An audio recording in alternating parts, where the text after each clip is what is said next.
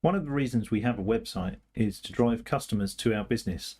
So we need to focus on creating a page potential customers can use to get in contact with us. Let's take a look at creating a contact page with Nuxt.js.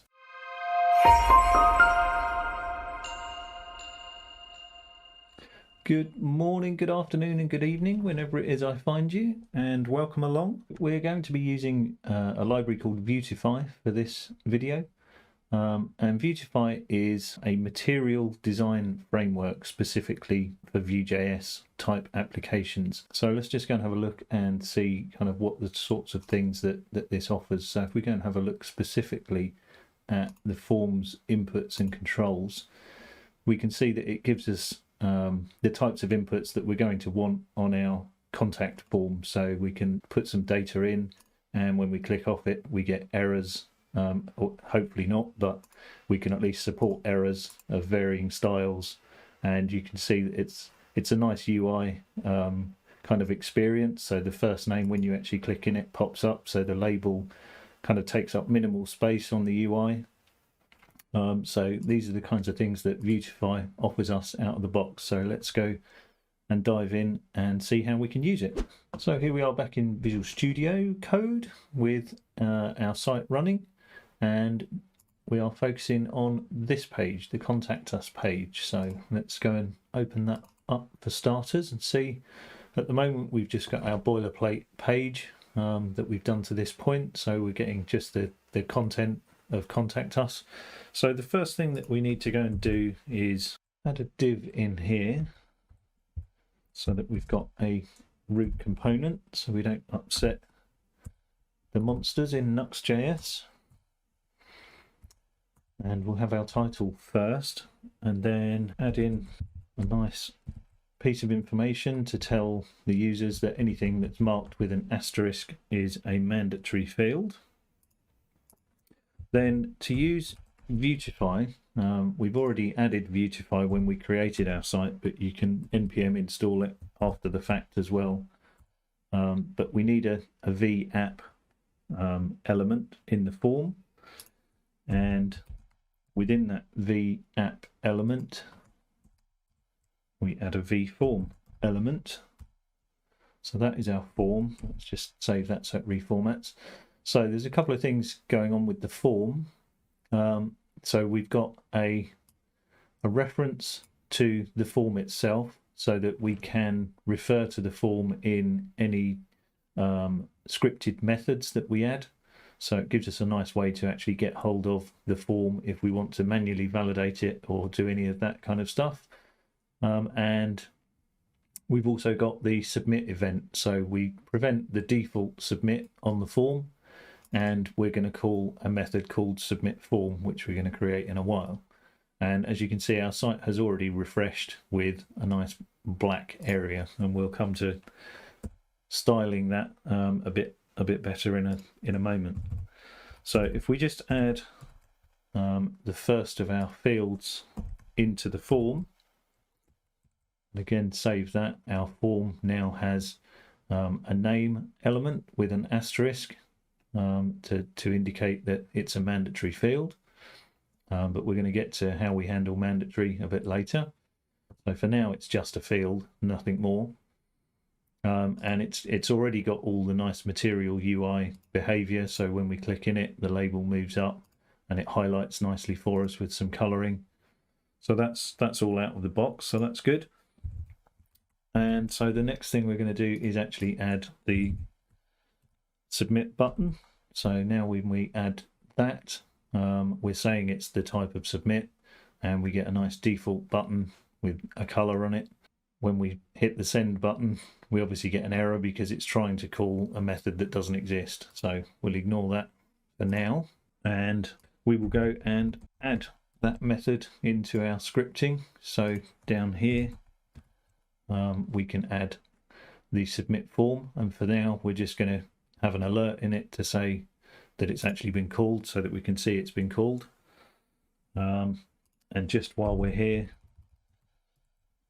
I'm going to add a little bit of styling to the actual contact form itself. So let's just go back over here and see that we've now got some nice styling just to move it away from the edge of the page a little bit. And obviously it looks awesome at the moment being on a white page with a massive black area. So we're obviously going to leave that exactly as it is, because that's exactly what we want. Not really. We are going to go over to the beautify settings in our Nuxt.js config, and you can see that it's picking a dark theme. So if we just turn that off simply, it changes it to a nice white theme when it rebuilds, and we get a nice white form like so. So we can now close that out because I don't think we need that anymore. And now if we click on the send button, we get our alert and we don't get any errors. So we know that the form is actually working and we're calling into this method, which is a good start. Other things that we can do, we can change the styling on this if we like. So all of this is in the documentation, just to show you some of this kind of stuff. So just by putting outlined on it, you get a nice outlined type form element. So if that's the visual style that you're looking for, then you can put that kind of thing on it. We've got functionality to disable form elements as well. So now I can't click on it. So that gives you the ability to lock out certain parts of the form should you need to. And there's also a nice loading property. So you can see that if the form is actually still trying to initially render itself, and these are also available on all the form buttons. So we can equally put one on the send button as well, and then you get that kind of effect. So if the screen is still loading itself, or you've got to go off and get some data before you can enable the form, then you can use these loading type elements to enable that. But for now, let's just turn those off. So what we need to do is kind of simulate what's going to happen when we actually click our form. So we can set up a property called busy, and so if the field is loading for any reason, we can set that to busy. So now we can, when we change this variable, the loading and the disabled, we'll also set that as well to busy. So that gives us a nice variable, and we can actually just show ourselves that variable just so that we can see what's going on with the data with that. So at the moment we can see it's set to false, so everything is not loading and not disabled, which is what we want. With that there, we can go and tweak our submit form. We can just add a new method in here called sleep for now. So all this is doing is basically giving us a promise that will be called back on after a set number of milliseconds that we can set. So it gives us a nice way to kind of wait for a certain length of time. So we can replace our submit form now with a new version. And we've now got an asynchronous version of this, because a promise is obviously an asynchronous method. So we await here until the sleep method returns, and we wait for 2000 milliseconds or 2 seconds. And around when we're waiting, we're going to set the busy flag to true, then obviously sleep for 2 seconds, and then set the busy flag for false. So when we save that, now when we click the send button, we get a 2-second delay to simulate that it's doing something, and then it comes back to the form. So that kind of simulates us going off to a server, submitting the data, validating it, doing whatever needs to happen on the form, and then coming back. So we've got a nice kind of visual simulation of that style of behavior. So now we need to check whether the form is actually valid as a whole itself. So on the form, there's a valid field up here. So we can bind the form as a whole using the vmodel, and we can set that to the valid flag that we just created in our data down here. So by default, we set valid to false. And again, we can come in here and just show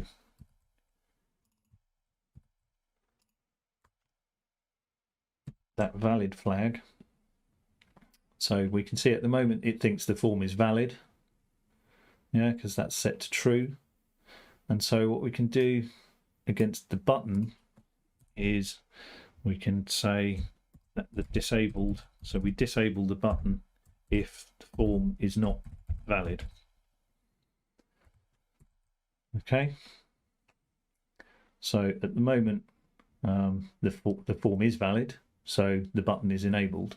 We've already seen that if we set this to false, this will become a disabled button.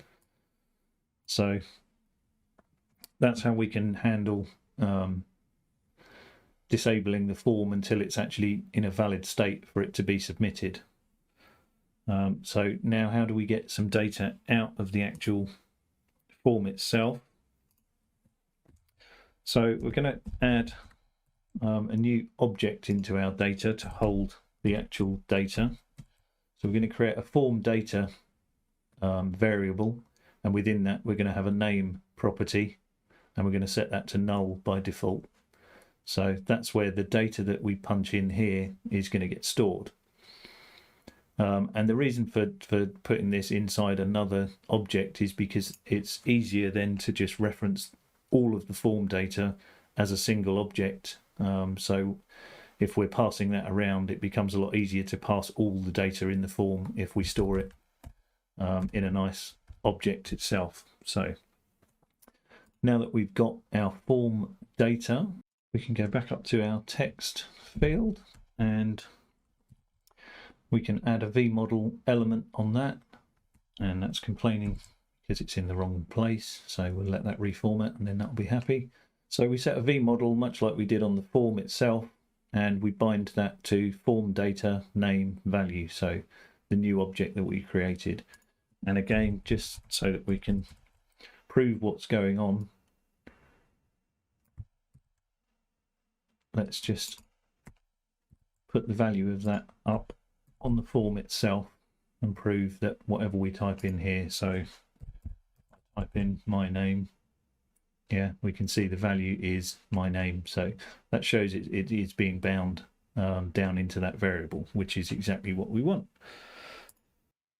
If this is useful, then why not leave me a comment down below and like and subscribe so that you get more notifications when I release new videos. So right now the form just submits through. It doesn't do anything in terms of validation or anything like that. So although we're saying this is a mandatory field, when we click out of it and click in it, it doesn't actually give us any errors at all. So we need to handle how we're going to deal with validations. There is another property that we can add called rules. So let's go and add rules in, and rules, when you look at the documentation, says that if it returns true, it deems that the field is valid, and if you return false, then, or a string, so an error message, it deems that the field is not valid, and it has to be an array. So let's set that to false, and we can see that the field, the form valid, is now gone to false, and our name field is now showing as invalid. And because the form is invalid, the send button is now disabled. So we're starting to get our functionality of how we actually disable and validate our fields. So now that we've created that, and we can actually just simulate some kind of error coming back as well. So rather than just setting it to false, it now says it's not valid, and we can show an error message alongside it. So it's this kind of behavior that we can leverage. And on top of that, there is another property called error messages that equally takes an array of messages. So we can put that in, and that will override the rules error message.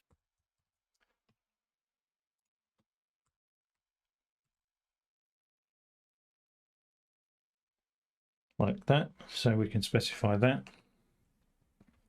And there's also an error count property. So if we had more than one error message in here, then we can specify the count of the number of error messages that we actually want to show.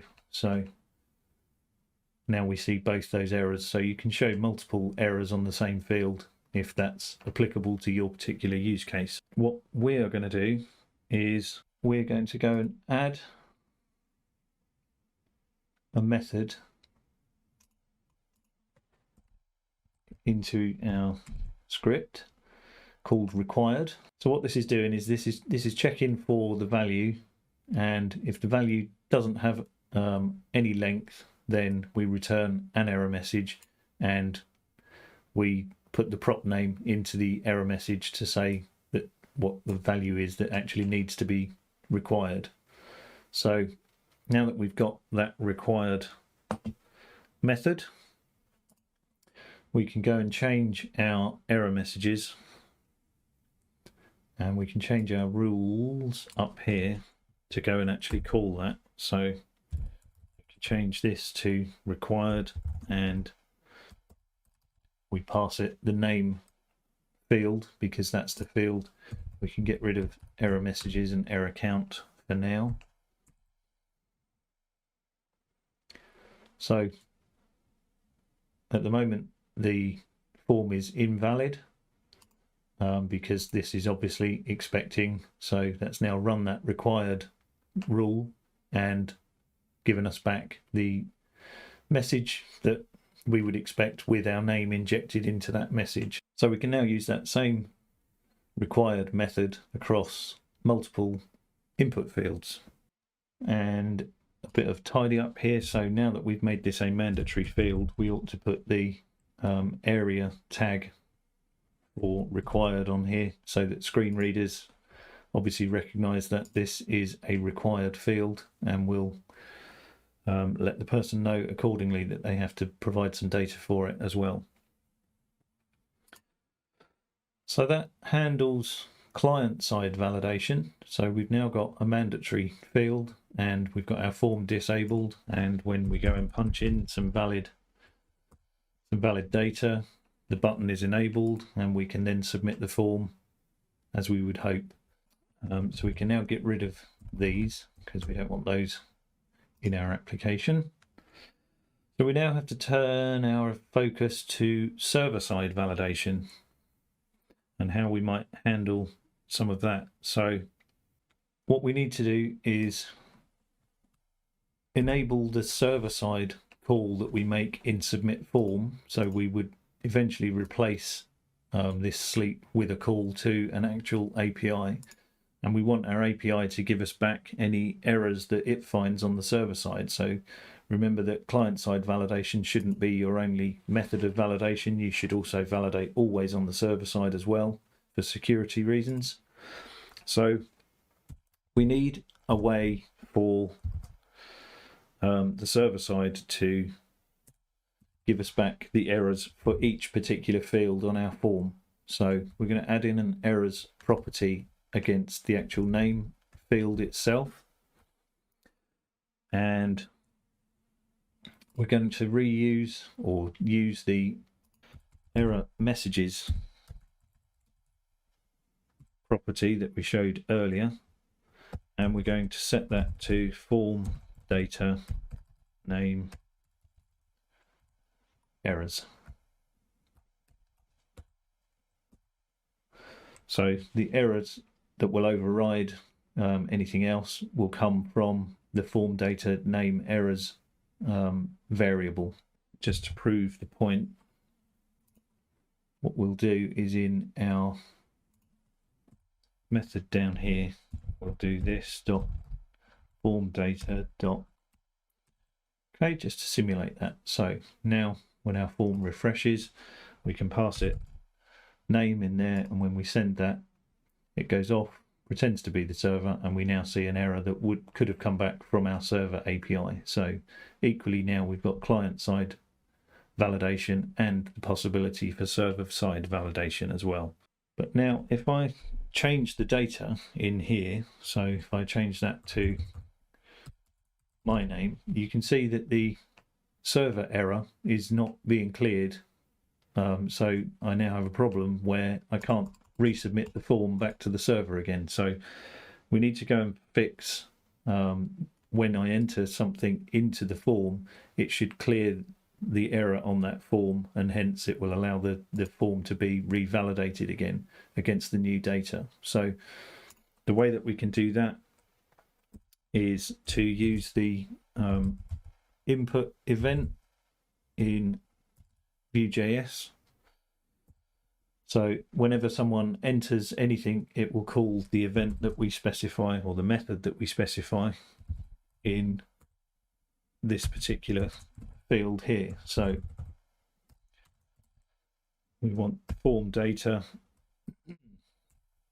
name errors to be reset to an empty string.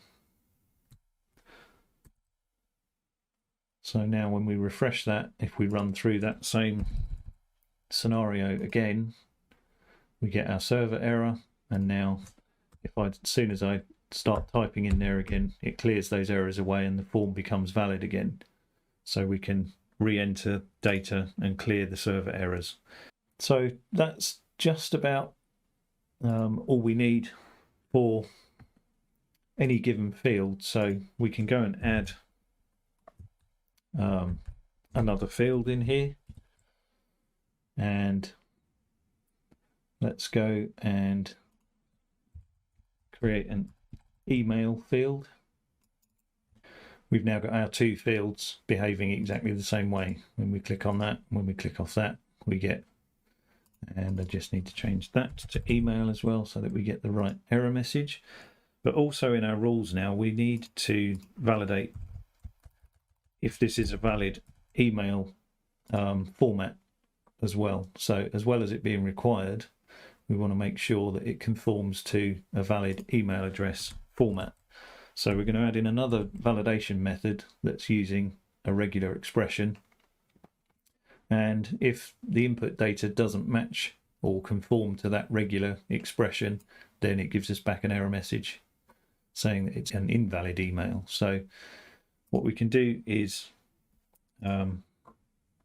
just add in a call here in the rules to say, as well as calling required, we're going to call is valid email.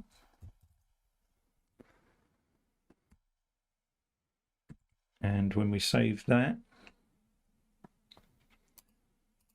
we now get our must be valid. And if we just type in some random text, we get that it doesn't conform to an email address. If we put in the format of an email address, it clears that error. So that shows that it's running both of those, and we've still got our form, send, and server behavior all still working exactly as we want. So let's go and add another field, because obviously at the moment we were only allowing them to supply their name and their email address.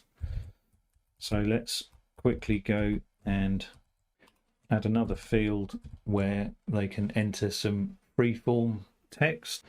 And now we've got our inquiry field that is a text area that gives you some nice behavior where the user can expand and contract that, and they can type in some freeform text. And again, that is a mandatory field, so if they don't actually supply that, then we get some client-side validation on that. So a customer can now contact us with their name, and supply us with their email so that we can respond to them. And they're also giving us some details about why they're contacting us in the first place. So fairly typical contact type form data that would be submitted here. So now the issue is, how do we indicate to the user whether it worked or not? So we're going to implement a toast notification, what's known as a toast. So let's just go and have a look at, and we're going to use awesome notifications. And I think that these are awesome, actually. So if we go and have a look at the demo, it shows you the types of stuff that you get. So it's this sort of thing where it pops up and you can nicely see for a certain length of time and then it disappears off. So we can use this kind of thing for our success and fail type scenarios. So this is a library that we're going to go and use. So how do we do that? We can npm install vue awesome notifications. So let's go and pull that in so that we add that package to our website. So that's now added that into we can verify that on our package.json. So it's pulled in version 3.1.1 at the time of this recording. We need to go and create a plugins folder. So in the root of the site, we need to create a Nuxt plugins folder. So all of this is in the documentation for Vue awesome notifications. And inside there, we are going to create a JavaScript file called vue awesome notifications.client. And it's .client because we only want this running on the client. There's no use for anything to do with toast notifications or anything like that that's any use on the server side of Nuxt.js. So with that created, we're just going to drop in the code that is on the website of Vue awesome notifications, which looks like this. So it just sets up some options to say the default placing is going to be on the bottom right hand side and how long the alert stays for, and that's it. It sets up some defaults there. We then need to go to Nuxt.js and pull in the CSS that it uses. So again, this is on the website for the Vue awesome notifications. So we're just going to drop in to our global CSS area that we've already used and put a reference to the CSS for Vue awesome notifications. And we also then need to reference our plugin. So at the moment in Nuxt.js, we don't have any plugins. So we're going to reference the plugins folder and the Vue awesome notifications client plugin that we just created. And we'll save that.